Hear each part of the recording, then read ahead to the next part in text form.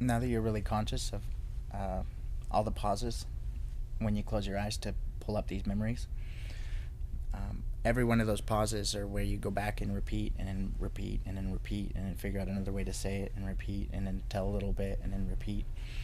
Those are all these loops that every time you try to bring that information forward, it loops back. So they're charges inside your system that are suppressing things.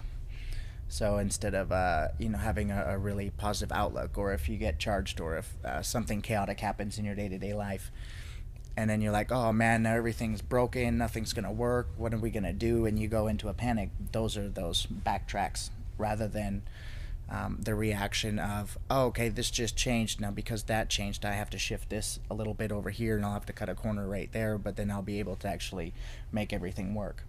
So as you train your brain to think that way and to adapt rather than to react, that will take out all of these pauses. And this isn't just in just with business; it's with everything. But that's the pattern that you live in your everyday life that puts in all these pauses in between retrieving any of the positively charged information or positively charged memories from that unconscious memory. Does that make sense? So once you see all of these extra pauses and you're staring at the screen and you're like trying to focus, what would a benefit be? Well, what have people said? And you're sitting there and you're kind of like, your brain touches on something, but then it backtracks, and it touches on something and it backtracks.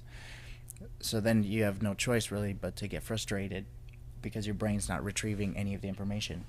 So when you close your eyes and you go in there and you're actually explaining it, you're explaining the way that the memory system is actually set up and structured. Does that make sense?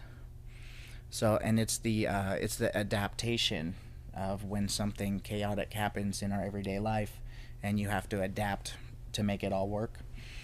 That's you adapting to time and nature and life, rather than reacting, which is trying to force nature and time, which will never ever change, to react or to change. Does that make sense?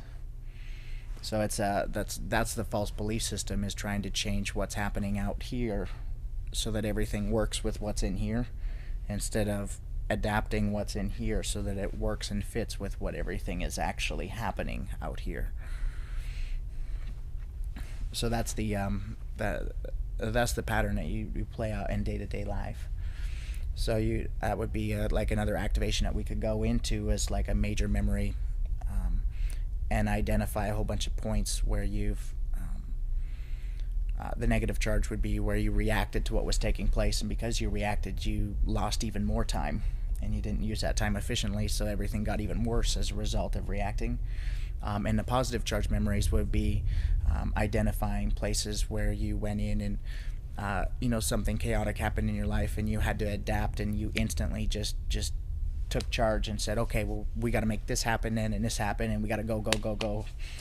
So it's making that adaptation. So that would be focusing into the positive charges and identifying all the times that you did do it.